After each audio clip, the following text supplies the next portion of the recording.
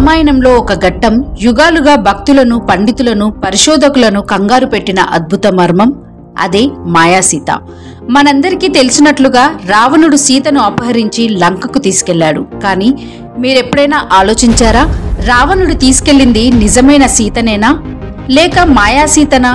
రామాయణం భారత సంస్కృతిలో అత్యంత పవిత్రమైన ఇతిహాసం. దీనిలోని ప్రతి సంఘటనలో ఒక ఆధ్యాత్మిక, తాత్విక భావం దాగి ఉంటుంది. అలాంటి ఒక విశేష రహస్యం మాయాసీత కథ.